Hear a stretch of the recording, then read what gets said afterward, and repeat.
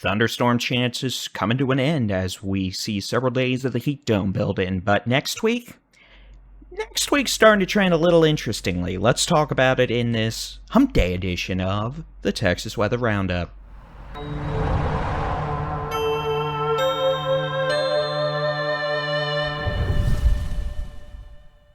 Good morning, it's Wednesday, the 12th of June, 2024. I'm Texas Storm Chasers Builder-in-Chief David Reimer. It is finally going to start calming down in the thunderstorm and rain department once again. We're about to have several days of less active weather, but we still do have some thunderstorm chances to talk about today. Let's get to it. Here's today's chance of precipitation. Now, we have two regimes here. One, the isolated showers and thunderstorms today across parts of the Guadalupe Mounds, the Davis Mounds, and maybe into a bit of the Big Bend, but really this is going to be more of a higher terrain chance for some thunderstorms, lightning, gusty winds, small hail, locally heavy rainfall. That'll diminish this evening.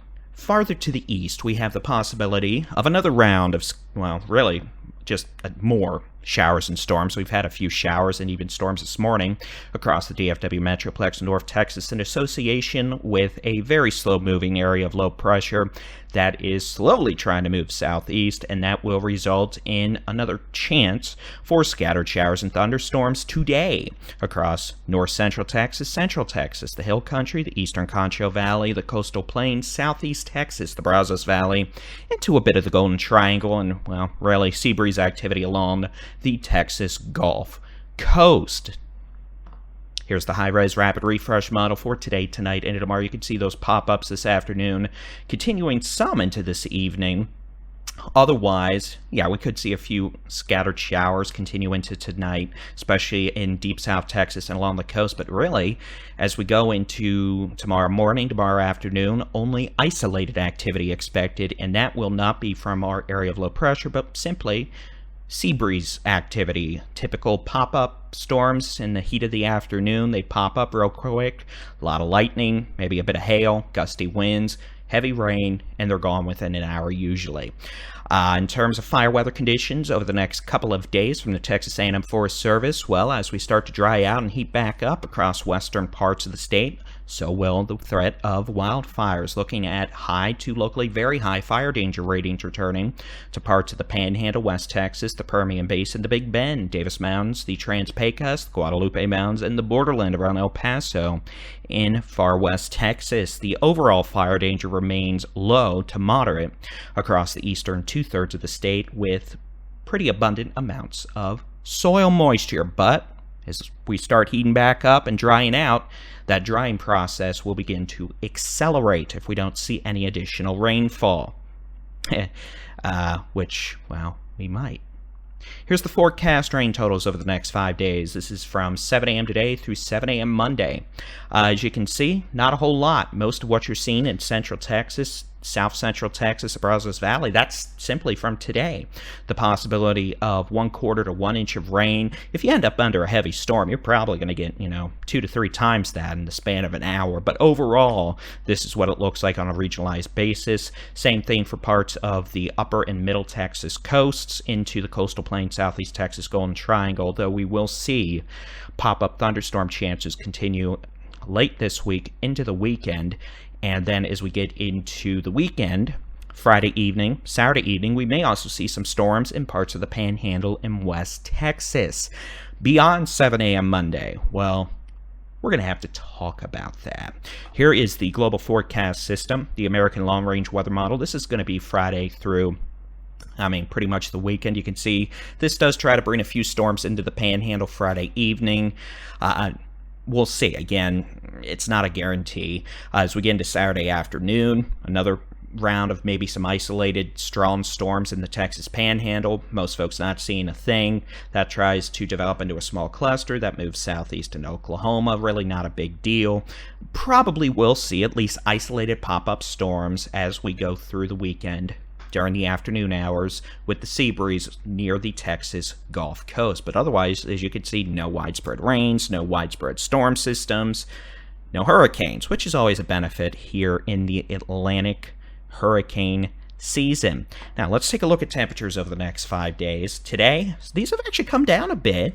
That's kind of nice. Highs in the 80s to right around 90 from, well, northwest Texas, west Texas, down through the big country, the Concho Valley, the Hill Country, central Texas, the Brazos Valley, southeast Texas, east Texas, the Arklatex, north Texas, Texoma. Heat index values, I mean, it's going to be humid, so the heat index values will be 5-10 degrees above the air temperature, but hey, you know what? Any day it's not 106, it's a good day. Speaking of that, 105 this afternoon in El Paso. That may be one of the hottest places in Texas today, if not the hottest place. Same thing, southern Big Bend, Edwards Plateau, Rio Grande Plains, and South Texas. Tomorrow, as rain chances go bye-bye, temperatures go up. 108 for a high temperature on Thursday in El Paso out in the borderland. We're looking at 105 in Pecos, 102 in Fort Stockton and Del Rio, Eagle Pass, 101 in Laredo, 97 McAllen, 97 San Antonio, 93 Austin, about 93 in DFW and Houston, 94 in Beaumont, 91 in Texarkana, Tyler, Longview, and about 97 to 99, Lubbock to Amarillo. So yeah, it's going to get hotter tomorrow.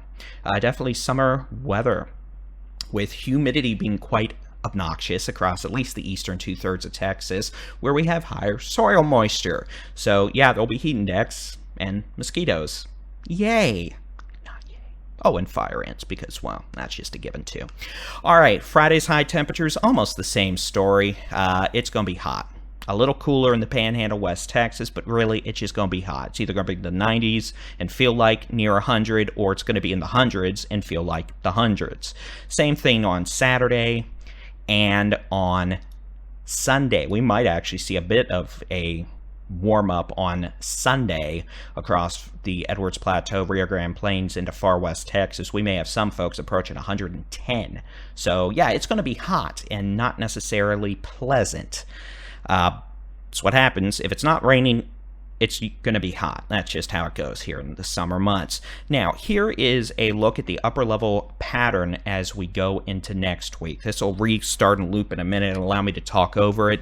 This is just a way of saying, yeah, heat dome is going to be on us through the weekend, but then notice as we go into early next week and mid next week, yes, it is still on us, but it gets really unhappy with the, well, pretty much Tennessee, all the way up into the mid-Atlantic United States. That's quite a heat dome setting up in places like Philadelphia, D.C., New York City. That is going to be unpleasant in every sense of the word. They're going to be experiencing high temperatures probably in the upper 90s to near 100 themselves, with very high humidity, if this is right, in the second half of next week. Now, let me see if I can pause this.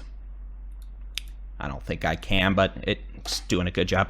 Notice how that heat dome centered northwest half of Texas, we have a bit of a weakness southeastern half of the state. This high pressure, it's going to rotate counterclockwise aloft with very weak winds, or the steering currents. There's hardly going to be any. But the reason I'm mentioning this is it looks like the western Gulf of Mexico and the Bay of Campeche, which is the pretty much, if you want to think of it, the southwest Gulf of Mexico, between, you know, that little peninsula of Mexico, and then you have the Bay of Campeche, southwestern Gulf, and then mainland Mexico. Now, you can kind of see it in this model.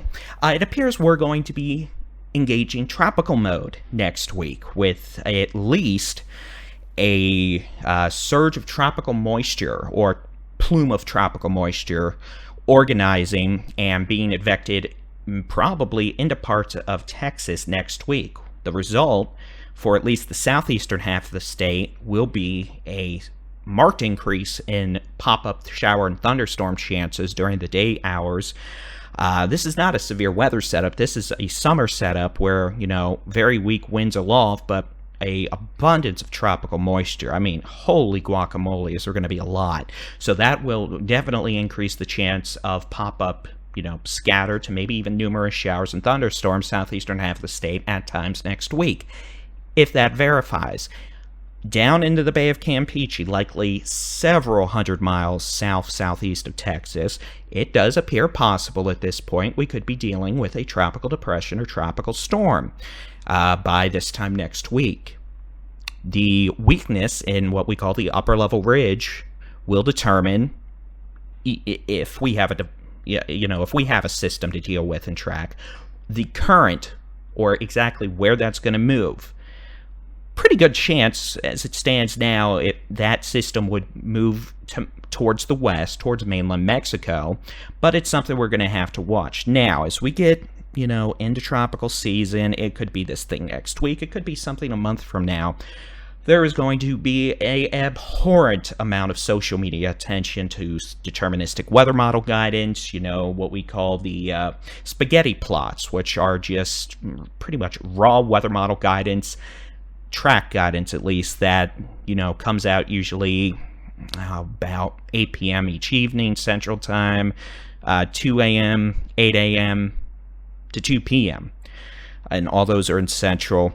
And these hurricane-specific weather models, which sometimes go way overboard with intensity guidance and stuff like that. So, there's going to be a lot of that. There's been in years past, and we're probably going to have that with this thing next week, because we probably are going to have at least some threat of a tropical cyclone developing with this. Does that mean we're going to have a hurricane in Texas next week? Let me be abundantly clear. No. Does that mean we're going to have a hurricane in the Gulf of Mexico? No. Are we even going to have a system to track in the Gulf of Mexico besides, a cluster of thunderstorms? No, it's not a guarantee. Absolutely not. So, again, this is where we're going to have to put on our thinking hats, our thinking caps, and realize, that looks like a really spooky weather model guidance. Is this being shared on social media to get someone or something, organization, a company, whatever, a brand, a lot of views and their 15 minutes of fame on social media? Because that's what happens. So, just like, winter storms, big severe weather events, you really do need to pick trusted sources of information, verified sources of information, and not rely on follower counts.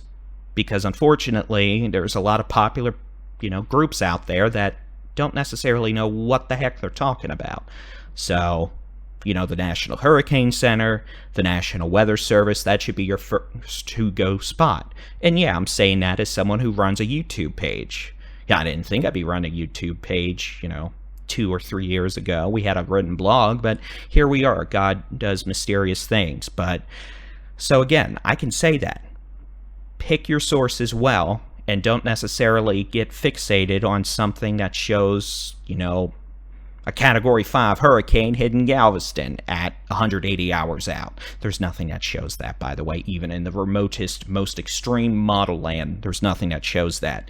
Typically, these early season systems, if we have to deal with one, but, in the past too, they are typically not your crazy, holy moly guacamole, I'm going to give you a 20-foot storm surge, 150 mile an hour destructive winds type of a system. There goes my super duper argument, right?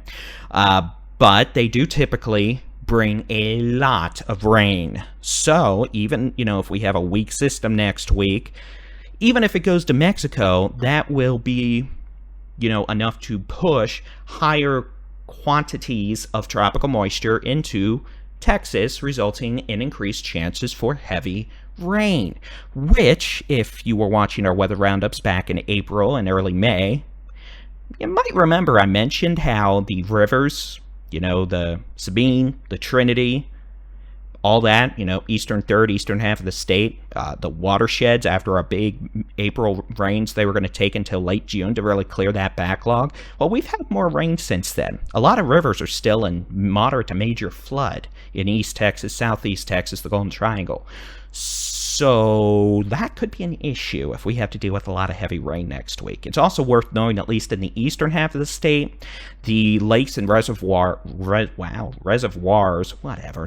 watersheds, are the fullest they've been since 2015. Those of you who are new to the state of Texas do not recognize 2015. The rest of us, you're going to remember 2015 is the year that was crazy in the flood department. So that's something we're going to have to keep in mind. All right, that's going to be it for that little discussion, but all that's to say, yeah, we may have some tropical issues next week, but that doesn't mean we're going to have a Cat 5 hurricane trying to hit, pick your city. or anything like that. But the hype undoubtedly will start to increase, and I'll probably start trying to resist hitting my head with a mallet. And in case you're wondering, yes, I do have the mallet handy somewhere. Actually, I don't have the mallet handy. That's disappointing. Someone took my mallet. Oh well, I'll get another one. It'll be bigger and better. Okay, so there you go. There's my advice of the day. As always, we do appreciate you watching, and we'll see what comes of next week, but well, it wouldn't be bad if we got at least some rain in the western half of the state. We need to fill those lakes up. For as full as the lakes, rivers are in the eastern half of Texas, the opposite's true in the western half of the state, where we have lakes that are below 5% in some spots. So bring on the rain.